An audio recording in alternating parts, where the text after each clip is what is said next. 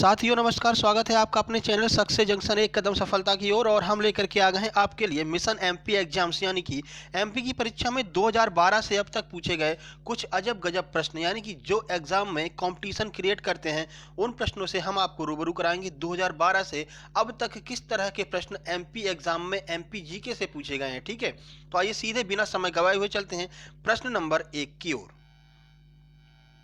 तो यह है आपके सामने प्रश्न नंबर 1। अगरिया जनजाति के लोग किस देवता की पूजा करते हैं? ऑप्शन ए है लोहासुर, ऑप्शन बी है वृक्षासुर, ऑप्शन सी है इंद्र देवता, या फिर ऑप्शन डी है इनमें से कोई नहीं। आइए इसका आंसर देखते हैं। तो इसका आंसर है ए, यानी कि लोहासुर की पूजा करते हैं अगरिया जनजाति के लोग। अब देखिए, अगरिया जनजाति से कौन कौन से प्रश्न आपसे बन सकते हैं।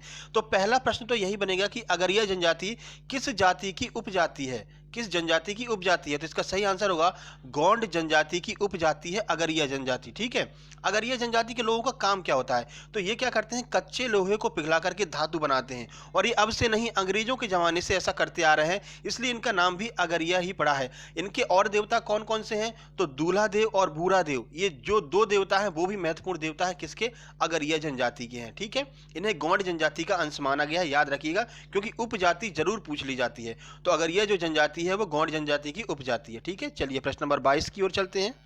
हर एक प्रश्न के बारे में आपको डिटेल में जानकारी दी जाएगी, जिस कितना भी डिटेल में आपसे अगर प्रश्न पूछे फिर भी गलत नहीं होना चाहिए। प्रश्न नंबर 22 है, चटकोरा नृत्य और सडोली प्रथा किस जनजाति की प्रसिद्ध है? ये दोनों प्रथाएं किस जनजाति की हैं? ऑप्शन ए है अगरिया, ऑप्शन बी है कोरकू, ऑप्शन सी है गोंड और ऑप्शन डी है सहरिया। आइए देखते हैं आंसर।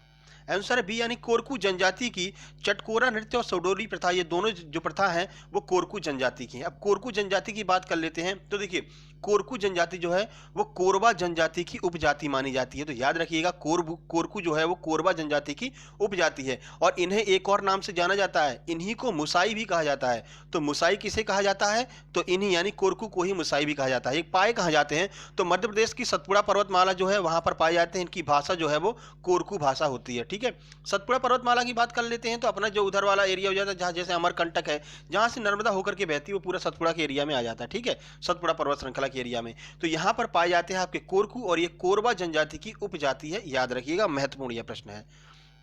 चलिए 23 की बात करते हैं। नंबर 23 है, केंद्रीय नारकोटिक्स ब्यूरो कहां पर स्थित है? ऑप्शन ए है भोपाल, ऑप्शन बी है उज्जैन, ऑप्शन सी है इंदौर, या फिर ऑप्शन डी है ग्वालियर। आइए इसका आंसर देखते हैं। इसका सही आंसर है डी, यानी कि ग्वालियर में है केंद्रीय नारकोटिक्स ब्यूरो। अब भाई ग्वालियर के बारे में क्या ही कहने, क्योंकि ग्वालियर से तो लगातार प्रश्न आपसे पूछे ही जाते रहते हैं। तो जिब्राल्टर ऑफ इंडिया, यानी कि ग्वालियर के किले को जिब्राल्टर ऑफ इंडिया कहा जाता है। बाकी झांसी की रानी लक्ष्मीबाई की समाधि कहाँ पर स्थित है? तो वो भी आपके ग्वालियर में स्थित है। तानसेन का मकबरा कहाँ पर है? आपके ग्वालियर में ही स्थित है। ठीक है, ये इतने सारे प्रश्न जो है वो, झलकारी बाई समाधि आपकी ग्वालियर में स्थित है। बहुत सारे प्रश्न आपके ग्वालियर से ही बन सकते हैं। क्यों? और एक बहुत ही करंट का प्रश्न बनेगा कि ग्वालियर और ओरछा को यहाँ पर यूनेस्को की विश्व धरोहर सूची में, शहरों की सूची में शामिल कर लिया गया है। ये जो प्रश्न है ना, ये आपके एमपीएससी में छपने वाला है। 7-8 स्टार लगा लीजिए, और पुलिस में भी देखने को आपको मिलेगा। ठीक है, ये एक बहुत करंट का, बहुत ही ज्यादा महत्वपूर्ण यह प्रश्न है। ठीक है, तो ग्वालियर और ओरछा को याद रखिएगा। चलिए प्रश्न नंबर 24 की ओर चलते हैं। तो प्रश्न नंबर 24 है, मध्य प्रदेश में धान का उत्पादन सर्वाधिक कहां पर होता है? ऑप्शन ए है मुरैना, ऑप्शन बी है भिंड, ऑप्शन सी है बड़वानी, ऑप्शन डी है जबलपुर। सही आंसर है सी, यानी कि बड़वानी में सबसे ज्यादा धान का उत्पादन होता है। अब देखिए, महत्वपूर्ण प्रश्न क्या बनेंगे। तो धान अनुसंधान केंद्र, मध्य प्रदेश धान अनुसंधान केंद्र या मध्य प्रदेश चावल अनुसंधान केंद्र कहां पर है? बड़वानी में है। ठीक है, ये तो मध्य प्रदेश की बात हो गई। भारत की बात कर लेते हैं। तो भारत का जो चावल अनुसंधान केंद्र है वो कहां पर है? कटक उड़ीसा में है। ठीक है, कटक उड़ीसा में भारत का चावल अनुसंधान केंद्र। ठीक है, भारत की बात हो गई। अब वर्ल्ड की बात कर लेते हैं। तो विश्व का जो चावल अनुसंधान केंद्र है वो कहां पर है? तो फिलीपींस मनीला में स्थित है विश्व का चावल अनुसंधान केंद्र। याद रखिएगा, तीनों फैक्ट बार बार पूछे गए हैं एमपी के एग्जाम्स में। ठीक है, चलिए प्रश्न नंबर 25 की ओर चलते हैं। प्रश्न नंबर 25 है, शिवपुरी का सुल्तानगढ़ जलप्रपात किस नदी पर स्थित है? ऑप्शन ए है चंबल, ऑप्शन बी है पार्वती, ऑप्शन सी है सिंध, और ऑप्शन डी है नर्मदा। इसका सही आंसर है बी, यानी कि पार्वती नदी पर सुल्तानगढ़ जलप्रपात स्थित है।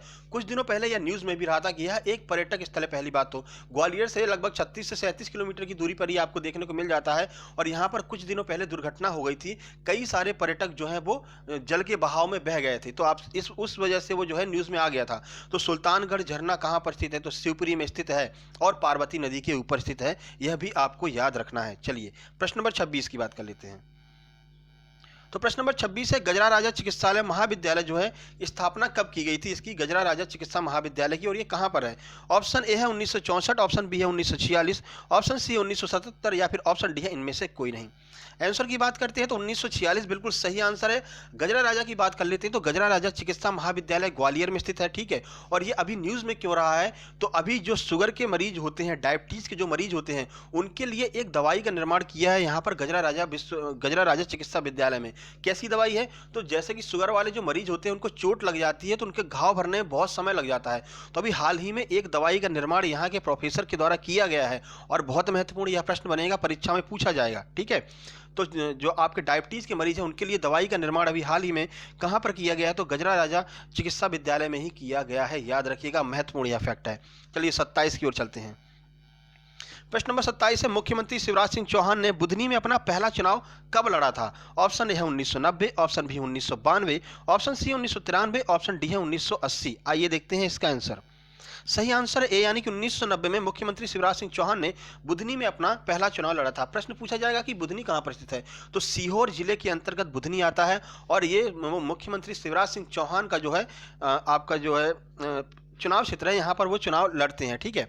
अब देखिए एक प्रश्न आपके लिए महत्वपूर्ण बनेगा, बुधनी में जो है नई रेल लाइन चालू की गई है, बुधनी और मांगलिया रेल लाइन चालू की गई है अभी हाल ही में। तो आपसे पूछा जाता है कि बुधनी के और किसके बीच में यहाँ पर एक नई रेल लाइन का उद्घाटन किया गया है, तो बुधनी और मांगलिया के बीच में नई रेल लाइन का उद्घाटन किया गया है। करंट का यह प्रश्न है, पूछा जाएगा।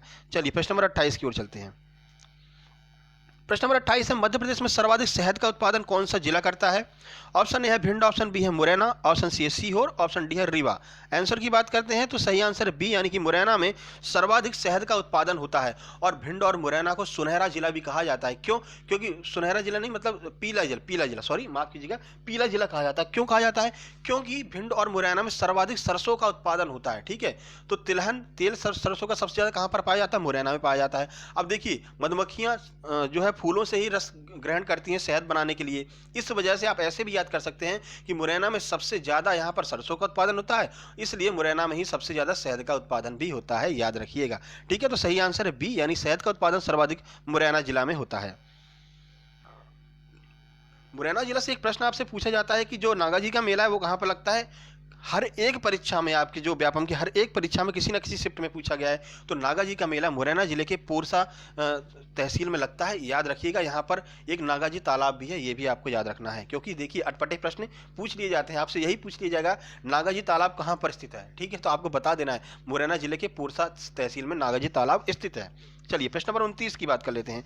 मध्य प्रदेश का सबसे छोटा अभ्यारण्य का क्षेत्रफल कितना है, यह आपसे पूछा गया है। कौन सा है वो भी आपको बताना है।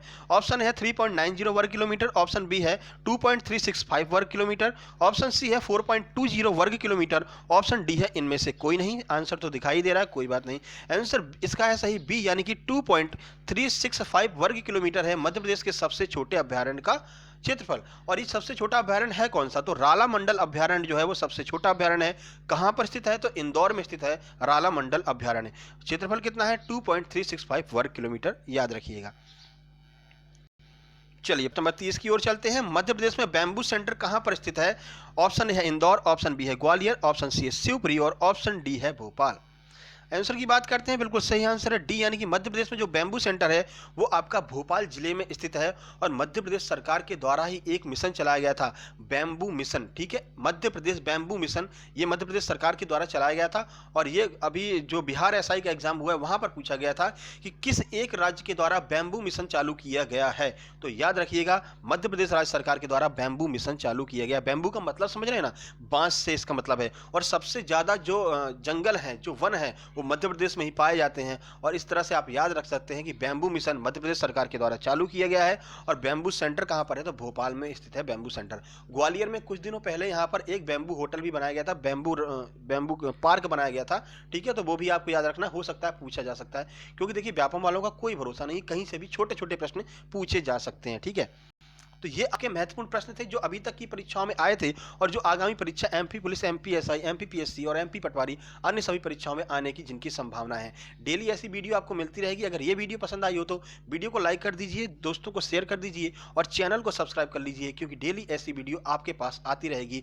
करंट अफेयर की डेली सुबह वीडियो आपको 10 करंट अफेयर 1 मिनट में देखने को मिल जाएगी सुबह 6 बजे, ठीक है। उसके बाद आपके लिए ये बेहतरीन वीडियो यहाँ पर आएगी आपका एमपी की, और उसके बाद यूपीएसआई के लिए एक महत्वपूर्ण वीडियो या फिर एमपी पीएससी के लिए कोई भी एक टॉपिक जो कि यूनिट 9 का है, शाम को 4:30 से 5 बजे के बीच आपको देखने को मिलने वाली है। तो 3 वीडियो कंटिन्यू रहेगी, तो सब्सक्राइब कर लीजिए। जल्दी मिलते हैं एक नई वीडियो में, तब तक के लिए नमस्कार।